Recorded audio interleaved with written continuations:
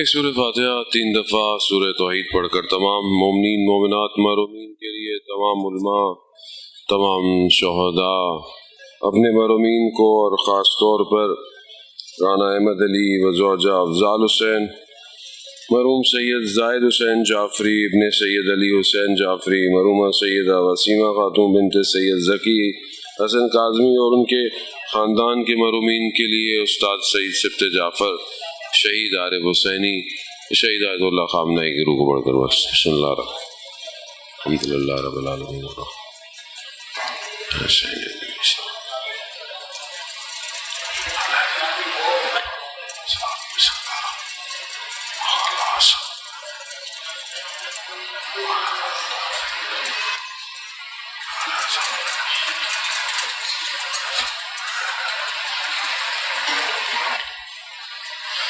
امام زمانہ کی سلامتی کے لیے بلندتر صلوات۔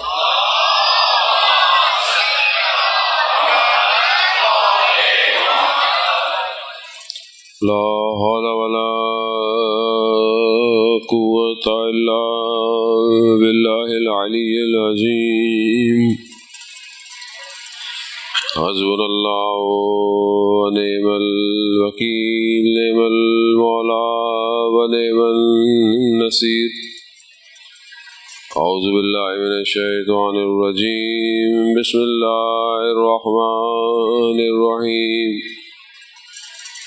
الحمد للہ الذی یؤمن الخائفین وینجی الصالحین ویضع المستکبرین ویہلک الملوک ویستخلف الآخرین، والصلاة والسلام علی رسول ثقلین محبوب رب المشرقین والمغربین جد الحسن والحسین، نبینا سیدنا بالقاسم محمد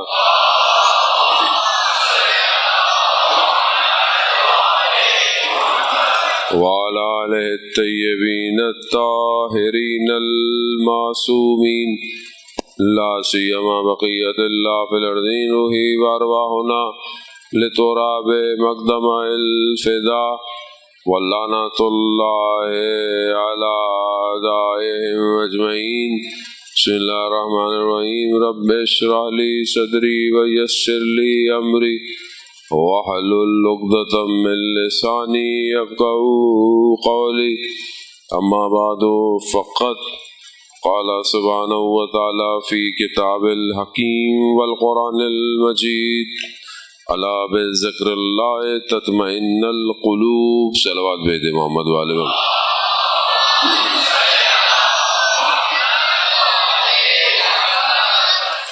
عزیزداران سید الشہداء، ماہ سفر المظفر کی ایک اور مجلس کی توفیق آپ مومنین کے درمیان میں خداوند متعال نے عنایت فرمائی۔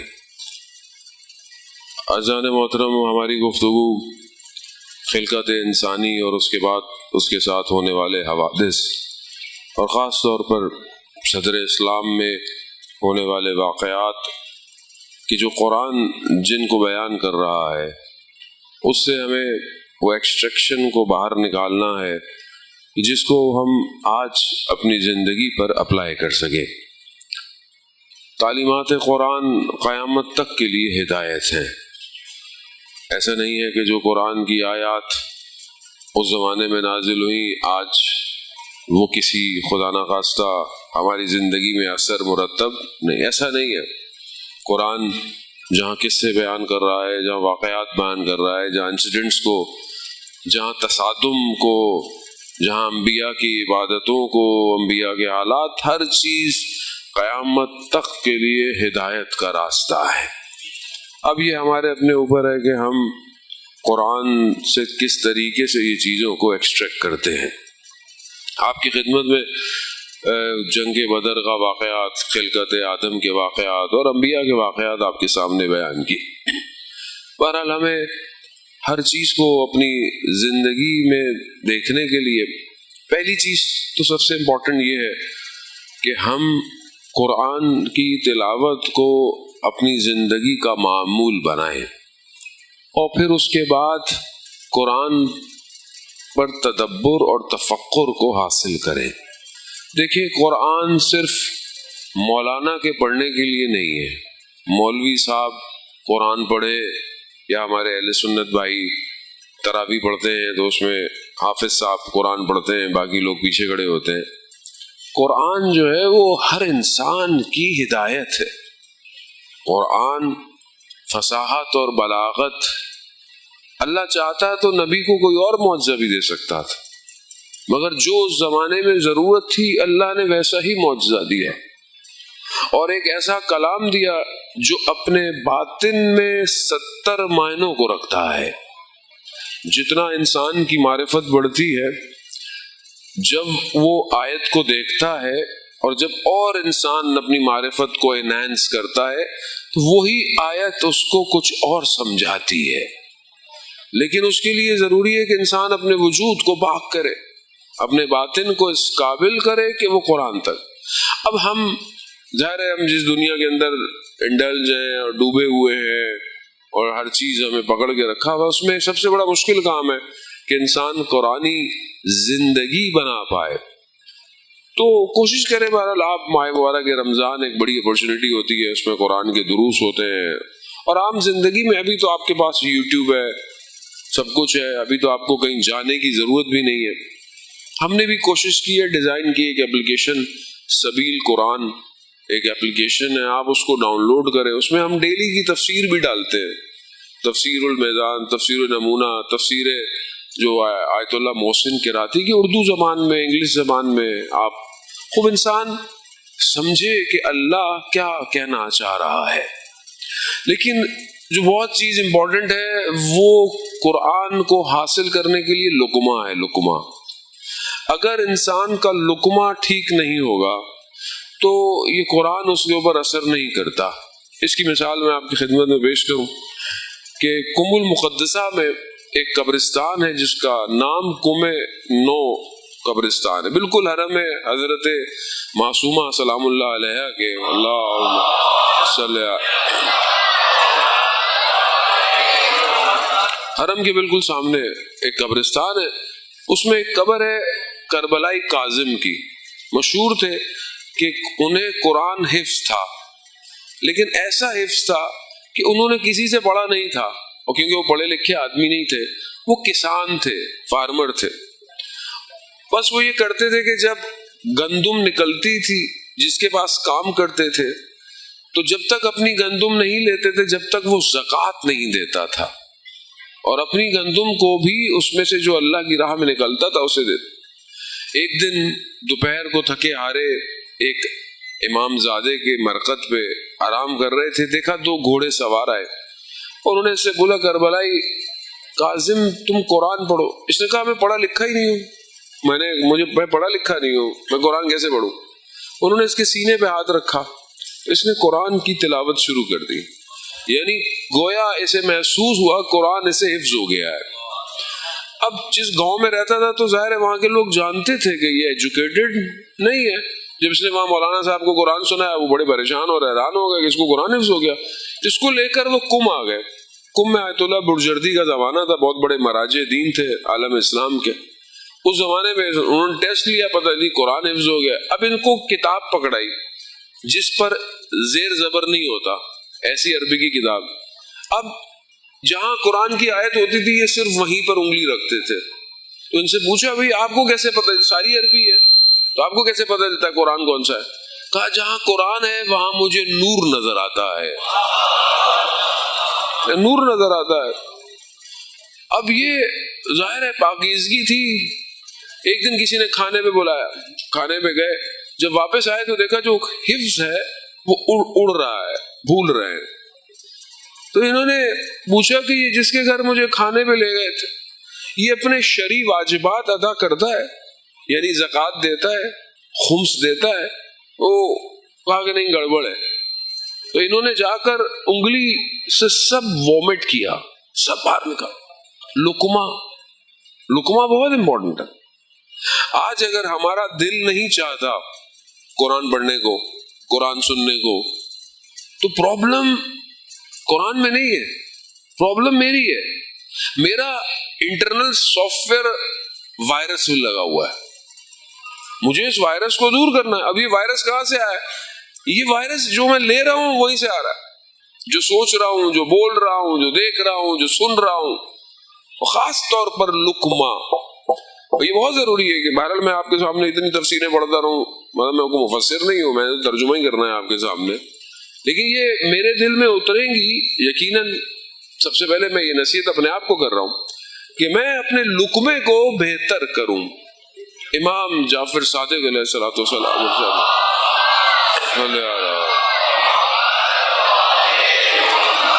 امام ارشاد فرماتے ہیں کہ نفس کی تربیت کے لیے جو چیز انسان کو کنٹرول کرنی ہے وہ شکم ہے۔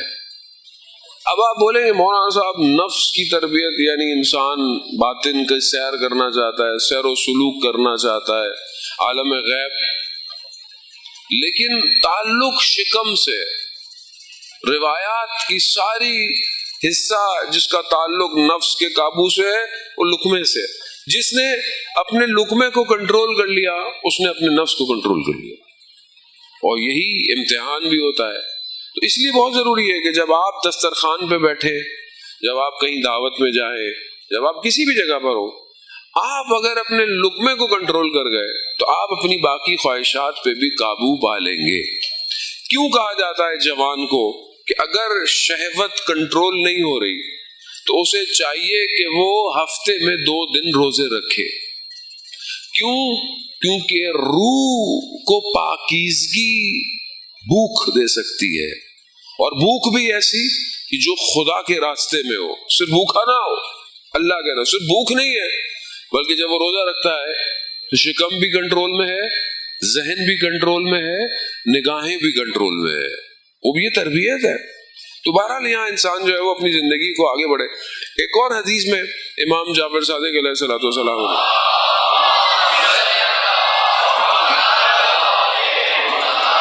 امام ارشاد فرماتے ہیں، امام سے کسی نے پوچھا کہ آپ کی زندگی کس چیز پر قائم ہے؟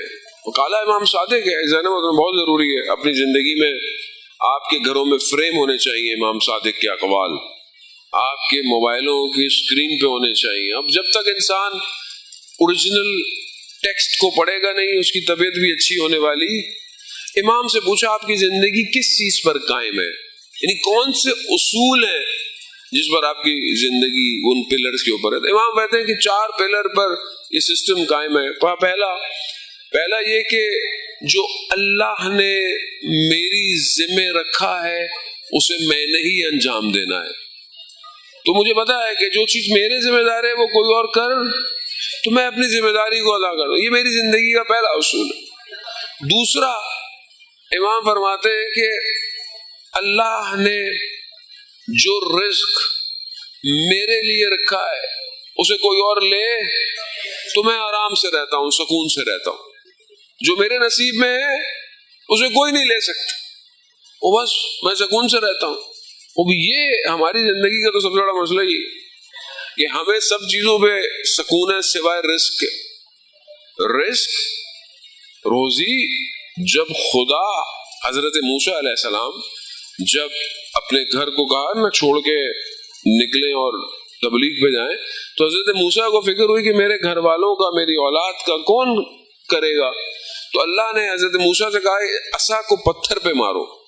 جب عصا کو پتھر پہ مارا نہ پتھر ٹوٹا، تو پتھر کے اندر ایک کیڑا تھا۔ تو پروردگار نے کہا کہ موسیٰ ہم اس کیڑے کو بھی رزق دے سکتے ہیں، تو ہم تمہارے گھر والوں کو رزق کیوں نہیں دیں گے؟ اب مسلمان کا سب سے بڑا مسئلہ یہ ہے کہ اسے اللہ تو پتا ہے لیکن اللہ کے اس معاملے پہ یقین جانا ہونا بہت ضروری ہے۔ دیکھیں شاید میں نے آپ کی زندگی میں پہلے بھی اس بات کو بیان کیا کہ حضرت محمد مصطفیٰ صلی اللہ علیہ وآلہ وسلم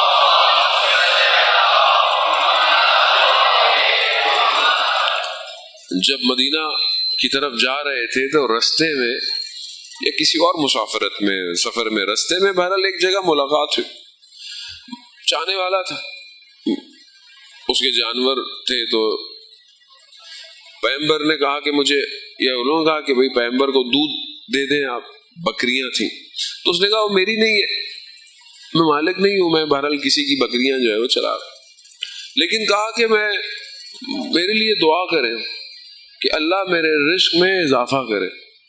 تو پیغمبر نے ہاتھ اٹھایا، اس کے لیے کہا کہ اللہ اس کے رزق میں اضافہ کرے. آگے گئے، ایک اور شخص تھا، وہ بھی چرواہا تھا، اس نے خود جو ہے وہ پیغمبر کو دودھ پیش کیا، انہوں نے دودھ لیا اور اس کے حق میں دعا کی، پروردگار اس کے رزق میں برکت عطا کر. تو اصحاب نے پوچھا یا رسول اللہ، جس نے دیا نہیں اس کے رزق میں اضافہ، اور جس نے دیا اس کے رزق میں برکت؟ تو کہا اصل چیز برکت ہے، اضافہ. ایسے اضافے کا آپ کیا کریں گے جس کو آپ استعمال ہی نہیں کر پا رہے؟ ایسے اضافے کا کیا کریں گے جس سے آپ کو رات کو نیند نہیں آتی؟ ایسے اضافے کا کیا کریں گے جس میں آپ پلاننگ ہی کرتے رہے؟ اضافہ کیا کریں گے آپ جو ہو؟ اور ایسے پیسے کا کیا کریں جو آپ کو آپ کے گھر والوں سے دور کر دے، آپ ایک وقت کی روٹی اپنے گھر والوں کے ساتھ بیٹھ کے نہ کھا پائیں. برکت ضروری ہے. تو امام فرماتے ہیں کہ مجھے یقین ہے کہ اللہ نے میرا رزق رکھا ہے، تو میں اس معاملے میں کسی اور کو ملنے والا میں سکون میں ہوں. پھر امام فرماتے ہیں کہ تیسرا اصول میری زندگی کا کہ اللہ میرے اعمال پر ناظر ہے، دیکھ رہا ہے، تو میں اس کی بارگاہ میں حیا کرتا ہوں. اللہ میرے اعمال کو دیکھ رہا ہے. ابھی آپ موٹر وے پہ گاڑی چلائیں، سپیڈ کبھی آج کل سنا کم ہو جاتی ہے، کبھی بڑھ جاتی ہے موٹر وے پہ، آپ دیکھتے ہیں وہ دور لائٹیں نظر آ رہی ہیں، فوراً سپیڈ آپ کی ہلکی ہو جاتی ہے. کیوں؟ جرمانہ آ جائے گا، کیمرے لگے ہوئے، سیٹ بیلٹ پہ آپ کو جرمانہ. کیمرے نہ لگے ہوئے ہوں، کیمرے، یہ جو یورپ میں لوگ آپ کو لگتا ہے نا اتنے لوگ پابندی کرتے ہیں، یہ کیمروں کا کمال ہے. کیمرے ہٹا دیں تو آپ کو پتہ چلے گا اصل انسان کون ہے. جو اصل انسان ہے وہ خوف خدا رکھتا ہے، وہ یہ نہیں دیکھتا کہ کوئی اور دیکھ رہا ہے یا مجھے نہیں دیکھ رہا. تو یہ ایسے ہی ہے کہ اگر اللہ دیکھ رہا ہے تو پھر ہماری زندگی میں خدا ہمارے اعمال کو دیکھ رہا ہے. چوتھا اصول امام فرماتے ہیں کہ میری زندگی اپنی موت کی طرف بڑھتی جا رہی ہے، میری منزل موت، تو میں اس کے لیے تیار رہتا ہوں. یہ چار اصول جان محترم بہت ضروری ہے. تو بہرحال انسان اپنی زندگی میں، بہرحال ہماری گفتگو جو ہے وہ گریجولی جو ہے وہ چل رہی تھی. کل میں نے آپ کی زندگی میں جنگ بدر سے واقعات کو پیش کیا.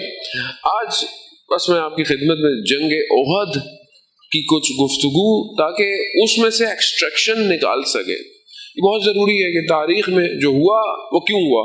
پروردگار جو ہے وہ جنگ احد کو جب بیان کرتا ہے تو خاص طور پر جنگ احد میں بیان سے پہلے پروردگار جو ہے وہ سورہ احزاب کی ایک آیت آپ کی خدمت میں کہ پروردگار نبی کے بارے میں ارشاد فرما رہا ہے. کیا فرما رہا ہے؟ النبی اولا بالمومنین من انفسہم، کہ نبی جو ہے وہ مومن پر اس سے زیادہ اختیار رکھتا ہے. یعنی جتنا مجھ پر میرے اوپر اختیار ہے، میرے سے زیادہ اختیار نبی کا میرے اوپر ہے. یعنی اگر نبی تمہیں کچھ کہہ دے تو تم نے کیا کرنا ہے؟ انہیں نہیں بولا کہ نہیں مجھے یہ سمجھ میں آ رہا تھا یا میرا دل چاہ رہا تھا. نہیں، اللہ کہہ رہا ہے اس کا اختیار تم پر. سورہ قرآن ہے جان محترم. اب آپ آگے چلیں گے، بہرحال آپ کو جنگ جو ہے وہ نظر آئے گی. اب جنگ میں ہوا کیا؟ جنگ میں پروردگار قرآن کی آیت میں اسٹریٹ جو ہے وہ اس واقعے کو بیان کر رہا ہے، یعنی صاف صاف جو ہے وہ کہہ رہا ہے. آیت نمبر آل عمران، سورہ آل عمران آیت نمبر 152 میں پروردگار جنگ کے واقعے کو بیان، میں قرآن کی آیت نہیں پڑھتا، آپ خود گھر جا کر دیکھیے گا، میں اس کا ترجمہ آپ کی خدمت میں. پروردگار کہہ رہا ہے کہ خدا نے جو وعدہ کیا تھا تمہارے لیے، بریکٹ میں جنگ احد، اس کو تحقق دیا. یعنی جو وعدہ کیا تھا اس کو کامیابی دی. یعنی تم جنگ جیت چکے تھے.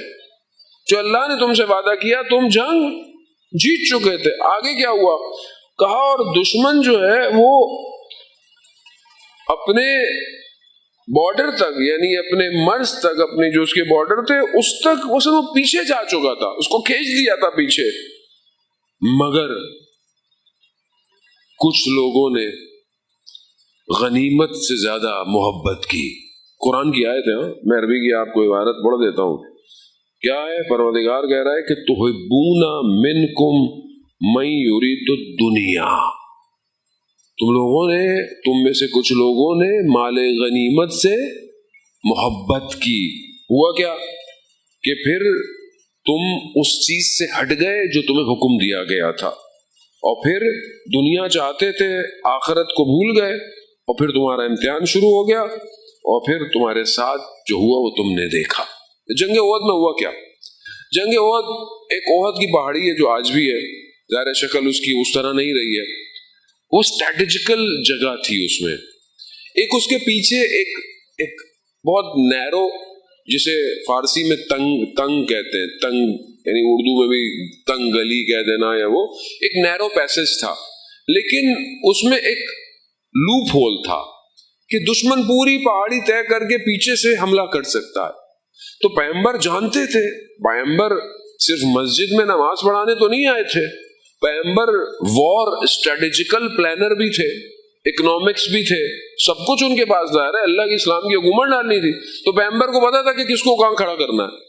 तो पैगंबर ने कुछ मुसलमानों को ऊपर खड़ा किया उधर कि तुमने हटना, अगर हम जीत कर मक्का भी चले गए तुमने हटना, हम हार कर मदीना चले गए तुमने हटना, पैगंबर ने कहा था। और कुरान कह रहा है कि नबी तुम पर तुमसे ज्यादा हुक्म रखता है, इरादा रखता है, तुमने नबी की बात। और कुरान इन अपनी बातों को और भी स्ट्रॉन्ग कर रहा है, सूरह निसा के अंदर भी कह रहा है, परवरदिगार के कह रहा है कि फला व रब्बिका ला युमिनून हत्ता युहक्किमूका, परवरदिगार कह रहा है कि परवरदिगार की कसम के जो मोमिनीन हकीकी नहीं हो सकते मगर ये कि वो आपस के नज़ा और इख्तिलाफ पर नबी को अपना दावर बनाए, नहीं नबी को अपना एक ऐसा जज बनाए, नबी तुम्हारे इख्तिलाफात को दूर करे, तुम हकीकी मोमिन नहीं हो सकते। मुसलमानों ने क्या किया? जंग तो जीत गए, मुसलमानों ने तो ऐसा मारा इनको, यार पिछली जंग जीती हुई थी, जंग बदर मजबूत थे, हौसला मजबूत था, जंग ओहद में भी मारा, दुश्मन पीछे तक भाग गया। अब जब भागा तो वो जो ऊपर खड़े हुए थे उन्होंने देखा कि नीचे माले गनीमत लोग ले रहे हैं। अब उनको कहा भाई हमारा क्या होगा, हमारा क्या होगा? बस रसूल की बात नहीं मानी, दुनिया और माल की मोहब्बत, जगह छोड़ दी। जैसे ही जगह छोड़ी दुश्मन पीछे से वारिद हो गया और उसने वो हमला किया कि कुछ लोग ऐसे भागे कि कई दिन तक भागते रहे। ऐसी तारीख की किताबों में लिखा हुआ है, कई दिन तक भागते रहे, लेकिन जख्मी हो गया ना, बहुत हमला, अटैक, ठीक ठाक अटैक था वो, और रसूल के ऊपर क्या, मगर काम वही आया जो निजाम इलाही था, वही निजाम इलाही काम, वही जिसने आकर रसूल के साथ साथ खूब उसी टाइम पर दुश्मन ने प्रोपेगेंडा भी किया। दुश्मन का काम आपको पता है प्रोपेगेंडा है, आजकल सोशल मीडिया है, propaganda war is there always. इसलिए आपको खुद बाबसीरत होना चाहिए कि हर क्लिप को फॉरवर्ड, हर क्लिप पे यकीन, वो भी आपकी जरूरी है। मुझे अफसोस होता है बाज़ औक़ात बड़े बड़े लिखे लोग बाज़ औक़ात वो भेज रहे होते हैं कि मौलाना साहब आपने क्या कह दिया, सुना खुद नहीं होता, न खुद सुना होता है, न तहलील की होती है, न पूछा होता है, बस फॉरवर्ड कर दो, लगे हाथों हमारा भी हाथ कहीं ना कहीं धुल ही जाए, कहीं ना कहीं। वो प्रोपेगेंडा, दुश्मन ने प्रोपेगेंडा किया, रसूल दुनिया से चले गए, मोरल डाउन। मगर वहीं अली ने आकर रसूल के साथ, इसलिए कहते हैं कि उस दिन जो ज़रबत लगी अमीरुल मोमिनीन को, वो عابدوں کی سالوں کی عبادت سے افضل ہے، افضل ہے۔ ضربتو یوم احد کی یہی ہے نا کہ ضربت، یا خندق کی، بہت معذرت کیجیے گا، مکس ہو جاتی ہیں جنگیں بہت زیادہ ہیں، وہ بھی اس کو سمجھنے کی کوشش کریں۔ بہرحال رسول خدا کو ان کے دانت بھی شہید ہوئے اسی جنگ احد میں، حضرت حمزہ کی شہادت اسی جنگ میں ہوئی، آپ کے سامنے سب کچھ ہوا۔ کیوں ہوا؟ مسلمان نے جگہ، خوب یہی اس کو سمجھنا ہے کہ اب جو ایسی اسٹیٹیکل جگہ کو بچا کے رکھے وہی جیتتا ہے۔ یہ جو جوان آج کھڑے ہوئے ہیں نا آپ کو، وہ تنگے احد تھا، یہ تنگے، یہ کون سا تنگ ہے جو آج جوان کھڑے ہوئے ہیں؟ وہ تنگے ہرمز ہے نا، انہوں نے جنگ بڑھی ہوئی ہے کہ رسول نے کہا ہے کہ اسٹیٹیکل جگہ کو چھوڑنا، خوب جب آپ نہیں چھوڑیں گے تو فتح بھی اللہ نے آپ ہی کے لیے رکھی ہوئی ہے۔ قرآن ایکسٹریکٹ دے رہا ہے نا، قرآن تو پرومپٹ دے رہا ہے آپ کو کہ بھائی رسول نے کہا ہے نہیں چھوڑنا۔ اب ظاہر ہے وہ جنگ احد تھی، لیکن انسان بولتا ہے کہ جو اسٹریٹجیکل جگہ ہے اس کو نہیں، اور آپ کسی میں پوری طاقت یہی لگی ہوئی کہ یہ اسٹریٹجیکل جگہ موو ہو جائے، یہ ہٹ جائے۔ خوب جنگ یہی سکھاتی ہے آپ کو، کربلا یہی سکھاتی ہے کہ گردن کٹ جائے مگر قدم پیچھے نہیں ہٹنا، اور کسی نے نہیں ہٹایا، سب بدن کے ٹکڑے کرا دیے مگر کوئی پیچھے نہ وہ ہٹے، نہ وہ کارواں کہیں پر جا کر اس نے کہا کہ ہمارے ساتھ کیا ہو گیا۔ جب ابن زیاد لعین نے بلایا جناب زینب کو، کہا کہ دیکھو یہ کیا کر دیا، خدا نے کیا کر دیا، تو بی بی نے کیا کہا، ما رأیت الا جمیلا، ہمیں جمال کے سوا کربلا میں کچھ نظر نہیں آیا۔ یہ جمال کیسا ہے، یہاں تو بدن کٹ گئے۔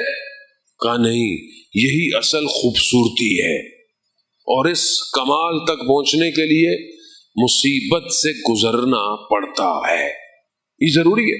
اب یہ جنگ احد کے تھکے ہوئے زخمی یہ لوگ تھے، اور اس کے بعد آپ کے سامنے جو حالات ہوئے، پھر دشمن ایک اور جگہ جمع ہونا شروع ہو گیا، اور وہ ایک اور جگہ تھی، اور وہاں پر انہوں نے کہا کہ بھائی ابھی تو یہ زخمی ہیں، ہارے ہوئے ہیں، ان کو ایک آخری ہٹ دے کر ختم کر دو۔ عزیزان محترم، اسلام اتنے آرام سے نہیں ملا آپ کو، اور ہم نے کبھی توجہ ہی نہیں دی کہ پیغمبر نے کیسی زندگی گزاری ہے۔ مسلمانوں نے، مہاجرین اور انصار نے کتنی تکلیفیں اور زحمتیں برداشت کی ہیں اسلام کے لیے۔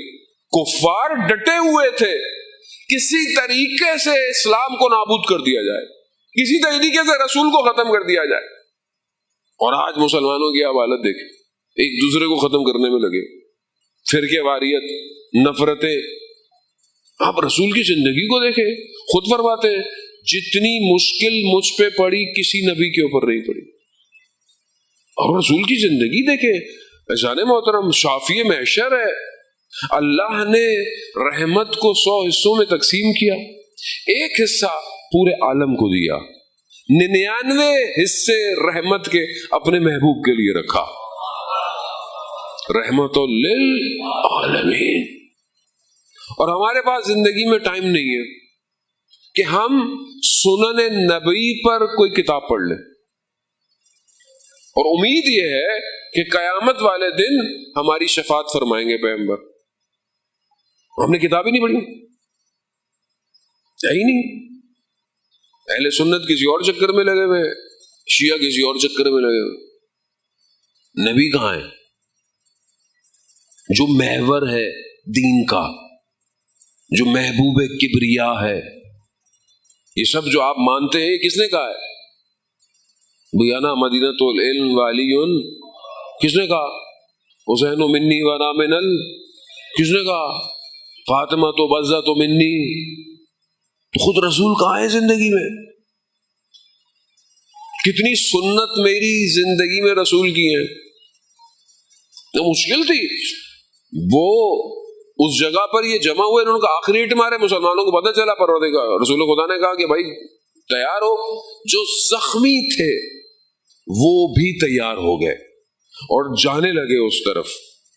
دشمن ظاہر ہے اسپائی ایجنٹ تو تھے اس کے بھی اپنے، اس نے خبر دی کفار مکہ کو کہ دیکھو مسلمان جس ارادے اور نیت سے آ رہے ہیں نا وہ سن لو، مسلمان زندہ رہنے نہیں آ رہے، قدموں پہ نہیں آ رہے، وہ گردنوں پر آ رہے ہیں۔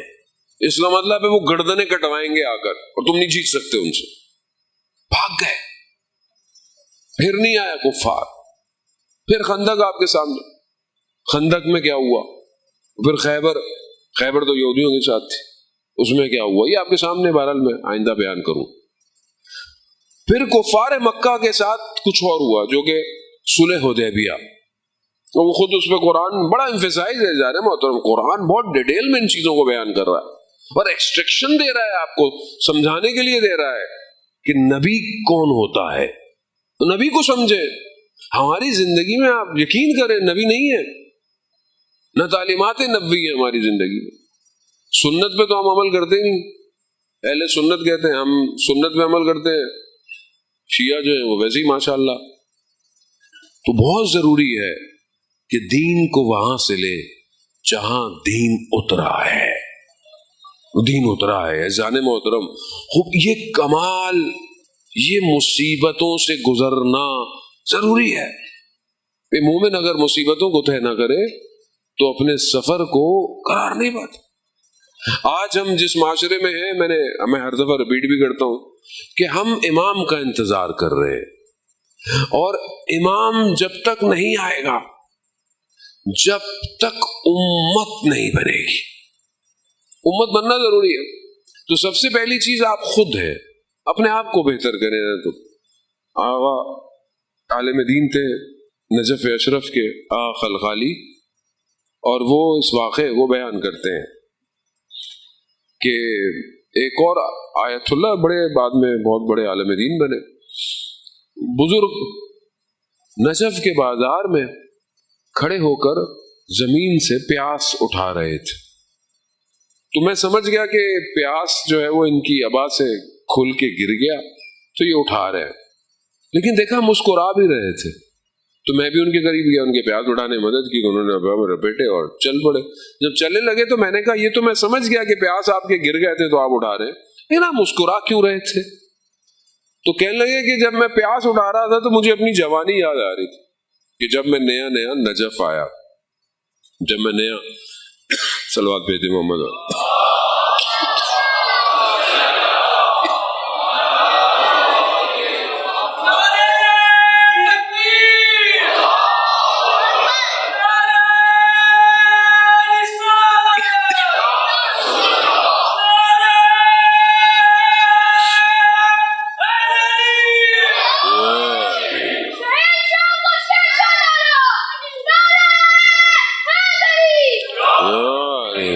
جانے محترم، اب وہ عالم دین نے بتایا کہ جب میں نیا نجف آیا تو میں فائنینشلی بڑی ساؤنڈ فیملی، تو میرا لباس بہت فاخر ہوتا تھا، اور جو میرے ہاتھ میں تسبیح تھی نا وہ بھی 1,00,000 درہم کی ہوتی تھی، تو میں مولا کے حرم میں صحن میں کھڑا تسبیح پڑھ رہا تھا، تو تسبیح ٹوٹ گئی، تسبیح ٹوٹی تو اس کے دانے بکھر گئے، گو کہ بہت مہنگی تسبیح تھی، لیکن نفس نے اجازت نہیں دی کہ اٹھ کے دانے اٹھاؤں، اور آج بازار میں پیاس گر گئے تو اٹھا رہا تھا، اسی لیے مسکرا رہا تھا میں کہ جوانی میری کیسی تھی اور اب میں کیسا ہو گیا ہوں۔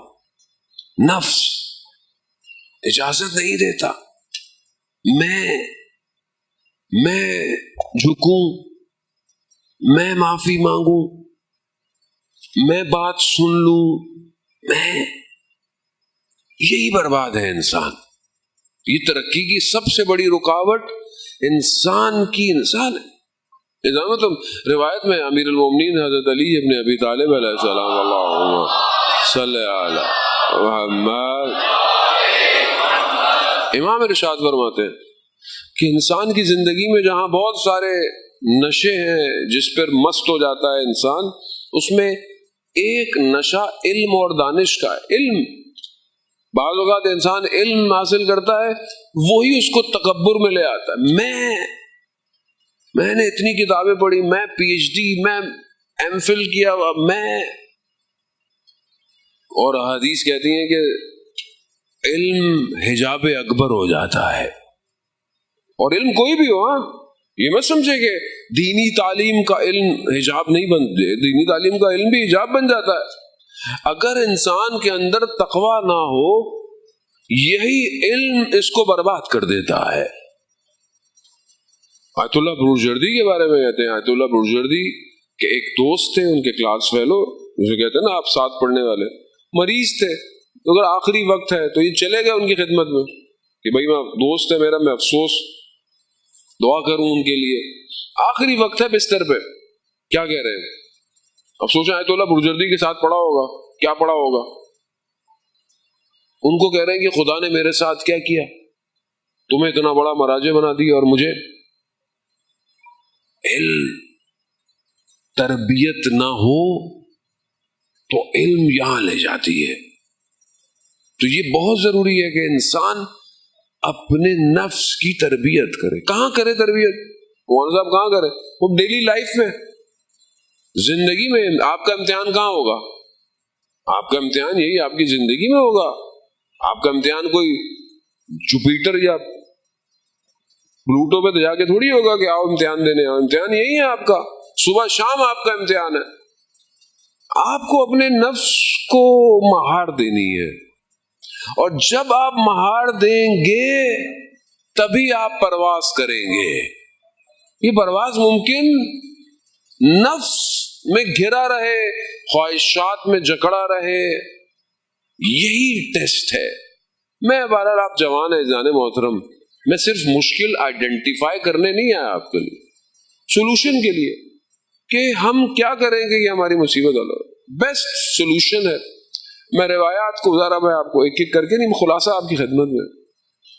کچھ چیزیں ایسی ہیں کہ جو انسان کے تکبر کو، غرور کو ختم کر دیتی ہیں، اور وہ سحر کے وقت میں بیدار ہونا ہے. جو آدمی بغیر اس کے کہ کوئی اسے دیکھ رہا ہے، وہ جب اپنے رب کے لیے اٹھتا ہے تو خدا پورے عالم کو اس کے لیے جھکا دیتا ہے، جھکا دیتا ہے. حدیث قدسی ہے، پروردگار اپنے ملائکہ سے کہتا ہے کہ جب نیند میں، پروردگار نیند میں میرا بندہ کھڑا ہوا ہے، قیام کر رہا ہے، قیام اللیل کھڑا ہوا ہے، اور نیند میں اس کی تھوڑی اس کے سینے پہ لگے، تو خدا ملائکہ سے کہتا ہے گواہ رہنا، میں نے اسے وہ سب کچھ دے دیا جو وہ یہ چاہتا ہے. تو آج آپ کچھ بھی چاہے، آپ دنیا چاہیے. حدیث و روایات ہیں. آیت اللہ قاضی طباطبائی بھی فرماتے تھے کہ دنیا چاہیے تو بھی تہجد ہے، دین چاہیے تو بھی، جو کچھ چاہیے اذان موت. آج معاشرے کا مسئلہ ہے، آپ اپنے آپ کو کیسے بچائیں گے؟ آپ صبح یونیورسٹی میں جاتے ہیں، آپ صبح آفس جاتے ہیں، آپ بازار جاتے ہیں، آپ اپنی آنکھوں کو کیسے بچائیں گے؟ جنگ میں کھڑا ہو کر کوئی بھی اپنی ٹریننگ نہیں کرتا، ٹریننگ چھاؤنی میں ہوتی ہے، اور جوان کی چھاؤنی اللہ کی بارگاہ میں مسلح ہے. مسلح ہے، چھاؤنی ہے. اپنے آپ کو ٹرین کرو، اس کی بارگاہ میں گفتگو کرو، اس سے باتیں کرو، اس سے مناجات کرو. وہ بہت سارے لوگ بہرحال کہتے ہیں کہ زندگی میں بہرحال جان محترم رزق کے لیے بھی بیسٹ فجر کا وقت. فجر کا وقت جب سورج طلوع ہوتا ہے، صبح صادق سے لے کر طلوع فجر 1-1.5 گھنٹے کا ٹائم ہے. اس 1-1.5 گھنٹے میں جو بیٹھ کر تسبیحاں پڑھتا ہے، ذکر تعقیبات نماز فجر سب سے زیادہ ہے، جو اس ٹائم بیٹھ جائے اللہ اسے کبھی مایوس نہیں ہونے دیتا، نہیں دیتا. حکیم لقمان آپ کے سامنے نا، وہ حکمت کی باتیں کرتے تھے، تو ان کا جو بھی ایک جگہ پر روایت کہتی ان کا مالک تھا، تو وہ اکثر اپنے اس کو کہتے تھے بھائی صبح اٹھا کریں، جانور بھی اٹھتے ہیں اور اللہ کی حمد و ثنا کرتے ہیں، تو تم بھی اٹھ کے کیا کرو. تو کہتے تھے اللہ رحمان ہے، رحیم ہے، اللہ بخشنے والا ہے. مالک نے حکیم لقمان کو کچھ بیج دیے گندم کے، جاؤ گندم بو کر آؤ تاکہ فصل جو ہے وہ. کچھ مہینے گزر گئے، کہا چلو فصل دیکھنے گئے تو گھاس پھوس تھی. کہا تو گندم کہاں ہے؟ کہا میں نے بھی کہا گھاس پھوس ڈال دو، اللہ رحمان ہے، گندم باہر آ جائے گی۔ تو اس نے کہا تمہارا دماغ ٹھیک ہے، جو بیج بوگے وہی تو باہر آئے گا۔ تو کہا میں بھی تو یہ کہہ رہا ہوں، جو اٹھ کے اس کو سجدہ کرے گا تبھی تو وہ رحمان اور رحیم ہے، رحمان اور رحیم ہے وہ، لیکن تم بھی تو کچھ کرو۔ تو عزیزان محترم، آپ جوان ہیں، یہ زندگی پھر نہیں آئے گی، امام کو جوان کی ضرورت ہے، اور اگر یہ جوان آج اپنی تربیت نہ کر پایا تو یہ کربلا نہیں پہنچ سکتا۔ جو کربلا آئے تھے وہ سب چھوڑ کر کربلا پہنچے تھے۔ جب امام آ جائے پھر کوئی رشتہ، پھر کوئی ڈیزگنیشن، پھر کوئی پوسٹ مانے نہیں رکھتی۔ امام کسی نے آ کر یہ نہیں کہا، حبیب جیسا شخص جو کہ اصحاب بھی ہے، بزرگ بھی ہے وہ بھی، اور جون جیسا شخص وہ بھی، سب السلام علیکہ یا اصحاب الحسین۔ کمال یہ ہے، کمال۔ ہم بھی اپنی زندگی کو ایسے ہی کریں گے۔ جون جو کہ غلام ہے، حضرت ابوذر کا غلام تھا، اہل بیت کو عطا کر دیا۔ جون کا کام زرع اور لوہے کی چیزوں کو سیدھا کرنا تھا۔ رسول امام حسین نے جون سے روز عاشورہ کہا، جون اب تمہارا کام نہیں ہے، تم جا سکتے ہو۔ جون کے آنکھوں میں آنسو آئے، کہا آپ مجھے جانے کا اس لیے کہہ رہے ہیں کہ میرا رنگ سیاہ ہے، میرے بدن سے خوشبو نہیں آتی، میری حسب اور نسب آپ سے ملتی نہیں ہے۔ جون کو پتہ ہی نہیں تھا کہ کس کے سامنے کیا بات کر بیٹھا۔ کریم حسین کہا نہیں جون جاؤ، جاؤ جنگ میں جاؤ۔ جانے لگا، کہا پروردگار اس کے رنگ کو سفید کر دے، اس کے بدن کو معطر کر دے، اس کے حسب نسب کو ہمارا حسب نسب شمار کر۔ جون گیا، یہ ہے حسین۔ عزیزان محترم، مگر جب 28 رجب کو یہ کارواں تیار ہونے لگا تو وہ جن لوگوں نے جانا تھا تو دیکھا جناب زینب نے ان کا نام نہیں ہے۔ تو کہا بھائی ہمارا نام؟ کہا آپ اپنے شوہر سے پوچھئے، امام ہے نا، شریعت کا پاسدار ہے، تو آپ کے شوہر زندہ ہیں، آپ ان سے پوچھئے۔ عبداللہ ابن جعفر مریض ہے، غش کی حالت میں، بی بی بیٹھ گئی، رونے لگی، سسکیاں لی، آنکھ سے آنسو گرا، جیسے ہی بدن پہ لگا آنکھ کھل گئی۔ کہا شہزادی رو کیوں رہی ہے؟ کہا بھائی مدینہ چھوڑ کے جا رہے ہیں۔ تو کہا کیا ہوا، آپ بھی جائے؟ کہا وہی اجازت لینے آئی ہوں۔ کہا نہیں، یہ تو ہمارے نکاح میں شرط تھی کہ جب حسین جائیں گے تو آپ ان کے ساتھ جائیں گے۔ بی بی اٹھی جانے لگی، کہا رکیے رکیے، یہ میری 2 نشانیاں بھی لے جائیے گا، جب وقت آئے تو انہیں قربان کر دیجیے گا۔ عزیزان محترم، اہل بیت کے گھر کے برابر میں ایک صحابی کا گھر تھا۔ صحابی بزرگ تھا اور کان بھی بھاری تھے، اونچا سنائی دیتا تھا۔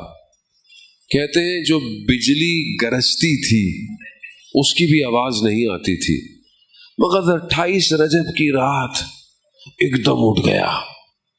زوجہ نے پوچھا کیا ہوا؟ کہا مجھے بجلی کے گرجنے کی آواز بھی نہیں آتی، مگر کچھ بیویوں کے رونے کی آواز آ رہی ہے۔ کہا یہ کون رو رہا ہے؟ تو زوجہ نے کہا یہ علی کی بیٹیاں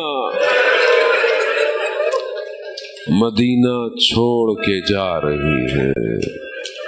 عزیزداران محترم، مدینہ چھوڑنا آسان نہیں تھا۔ مدینہ ماں کی بڑی نشانیاں تھی، مدینہ میں رسول کا روزہ تھا، مدینہ میں مدینہ چھوڑنا آسان، مدینہ چھوڑ دیا، سفر طے ہو گیا، روزے عاشور آ گئی، ہر ماں نے اپنے بیٹوں کو قربانی کے لیے بھیجا، بی بی نے بھی اونو محمد کو بھیجا، حجرے میں چلی، اپنے خیمے میں چلی گئی۔ اونو محمد لڑے، شہید ہو گئے، امام ان کے بدن کو لے کر آئے۔ اہل حرم نے دیکھا کہ زینب نظر نہیں آ رہی، کہ کہیں خیمے میں بے ہوش تو نہیں ہے۔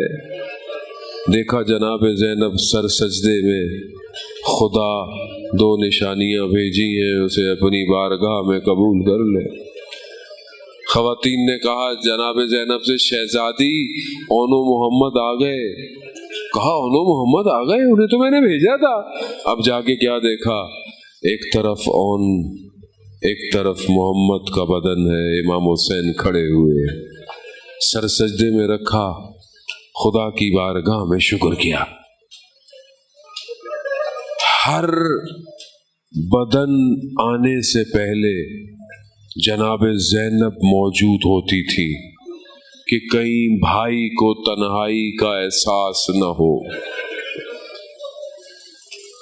سب پر روئی، مگر اونو محمد کے لیے گریا نہیں گیا، نہیں گیا۔ آخری وقت آیا، خیموں سے وداع کرنے کے لیے بھائی کو بلایا، ماں کی نشانیاں دی، بھائی خیمے سے باہر نکلے، سواری پہ بیٹھے، سواری چلنا شروع ہوئی، پیچھے سے بہن خیمے سے باہر آئی، مہلن مہلن یبن الزہرا، آہستہ چلو زہرا کے لال، آہستہ، ابھی تو مل کر آئے ہیں مگر نہیں۔ حسرت کی نگاہ سے بھائی کی سواری کے پیچھے پیچھے بہن بھی جانتی ہے بھائی گیا، واپس نہیں آئے گا، مہلن مہلن، آہستہ آہستہ۔ بھائی نے پوچھا بہن کیا ہوا؟ کہا ماں کی وصیت یاد آ گئی، ماں کا نام سننا تھا، امام حسین نیچے آ گئے۔ بہن نے تیت الحنک کا کپڑا ہٹایا، گلے پر بوسے دینا شروع کر دیے۔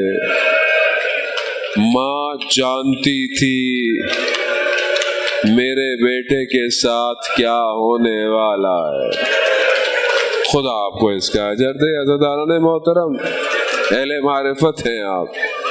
ماں جانتی تھی بیٹے کے ساتھ کیا ہونے۔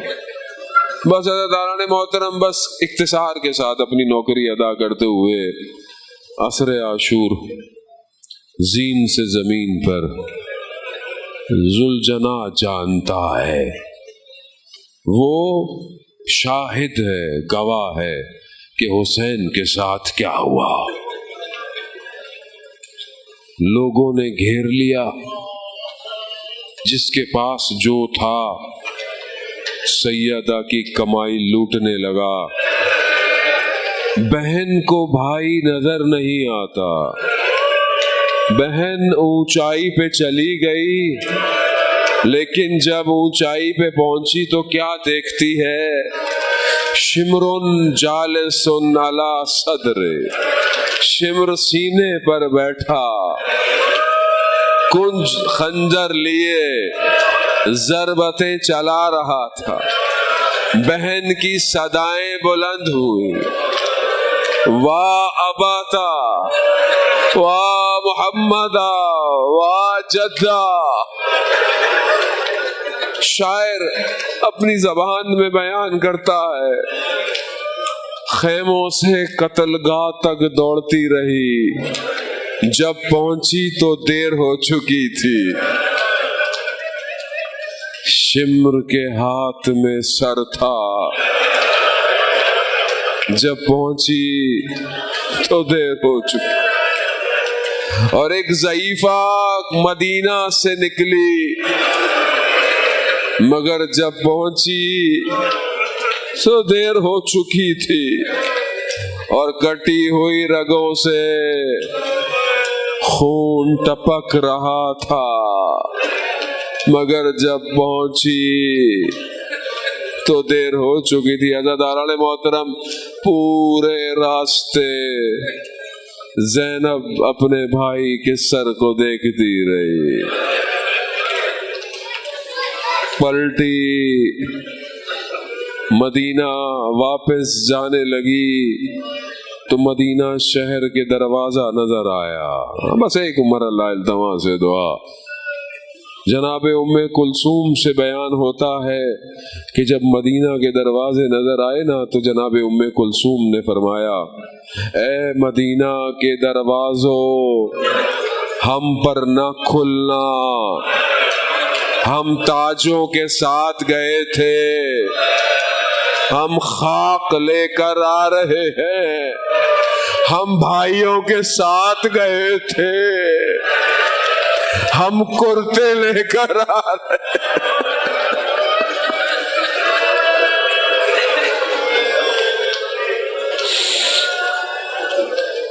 دلاش چھڑیں دی رہی او مشکل وقت زینب دا جڑا ویر دلاش چھڑیں دی رہی او مشکل وقت زینب دا جڑا ویر دلاش چھڑیں دی رہی او مشکل وقت زینب دا جڑا ویر دلاش چھڑیں دی رہی مشکل ہے نبدا جل جن کا اٹھتے چڑھ پئیے، جل جن کا اٹھتے چڑھ پئیے، ناویر عباس دا چین دی رہی او مشکل وقت زینب دا جڑا ویر دلاش چھڑیں دی رہی او مشکل وقت زینب دا جڑا ویر دلاش چھڑیں دی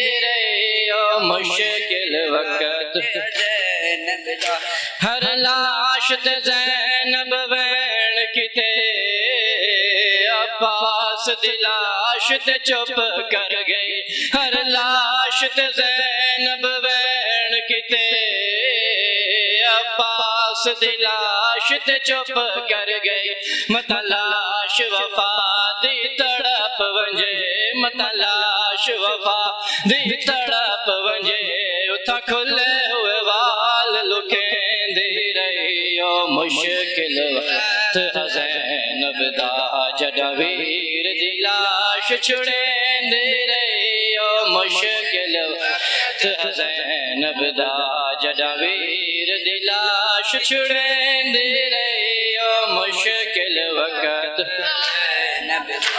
ہاں پیار حسین تے زینب دا تائیں وانگ عباس دے جھڑ پئیے، ہاں پیار حسین تے زینب دا تائیں وانگ عباس دے جھڑ پئیے، منہ نال بھرا دے لاش تو، منہ نال بھرا دے لاش تو، مان دی پتھر ہٹیں دی رہی او مشکل وقت زینب دا جڑا ویر دلاش چھڑیں دی رہی او مشکل وقت زینب دا جڑا ویر دلاش چھڑیں دی رہی او مشکل وقت زینب دا جڑا ویر دلاش چھڑیں دی رہی او مشکل وقت زینب دا۔ ہم کو دکھ نہیں اپنے پتراں دا، ارمان ہے میں کو اکبر دا، ہم کو دکھ نہیں اپنے پتراں دا، ارمان ہے میں کو اکبر دا، پامال بھرا دے لاش تو، پامال بھرا دے لاش کو، خاتون دی پر چیند رہیو مشکل وقت زینب دا جدا ویر دی لاش چھڑیند رہیو مشکل وقت زینب دا جدا ویر دی لاش چھڑیند رہیو مشکل وقت زینب دا جدا ویر دی لاش چھڑیند رہیو مشکل وقت زینب دا کل کافل دا مو شام طرف زینب دی دید ہے مقتل وچ کل کافل دا مو شام طرف زینب دی دید ہے مقتل وچ پتھران دے ڈھیر کنڈے دی رہی پتھران دے ڈھیر کنڈے دی رہی کئی بار سلام والین دی رہی او مشکل وقت زینب دا جدا ویر دی لاش چھڑین دی رہی او مشکل وقت زینب دا جدا ویر دی لاش چھڑین دی رہی او مشکل وقت زینب دا کڈا نجاف دے راہ کنڈے دی ہے کڈا نا یسرب دا چین دی ہے کڈا نجاف دے راہ کنڈے دی ہے کڈا نا یسرب دا چین دی ہے کڈا یاد کریں دی نان کو کڈا یاد کریں دی نان کو کڈا پیو کو سین سڑیں دی رہی او مشکل وقت زینب دا جدا ویر دی لاش چھڑین دی رہی او مشکل وقت زینب دا جدا ویر دی لاش چھڑین دی رہی او مشکل وقت زینب دا جدا ویر دی لاش چھڑین دی رہی او مشکل وقت زینب دا ہاں پیار حسین تے زینب دا تائیں وانگ عباس دے جن پئیے ہاں پیار حسین تے زینب دا تائیں وانگ عباس دے جن پئیے مونال برا دے لاش تو مونال برا دے لاش تو مان دی پتھر ہٹیں دی رہی او مشکل وقت زینب دا جدا ویر دی لاش چھڑیں دی رہی او مشکل وقت زینب دا جدا ویر دی لاش چھڑیں دی رہی او مشکل وقت زینب دا جدا ویر دی لاش چھڑیں دی رہی او مشکل وقت زینب دا کل کافل دا مو شام طرف زینب دی دید ہے مقتل وچ کل کافل دا مو شام طرف زینب دی دید ہے مقتل وچ پتھران دے ڈھیر کنڈے دی رہی پتھران دے ڈھیر کنڈے دی رہی کئی بار سلام والین دی رہی او مشکل وقت زینب دا جدا ویر دی لاش چھڑین دی رہی او مشکل وقت زینب دا جدا ویر دی لاش چھڑین دی رہی او مشکل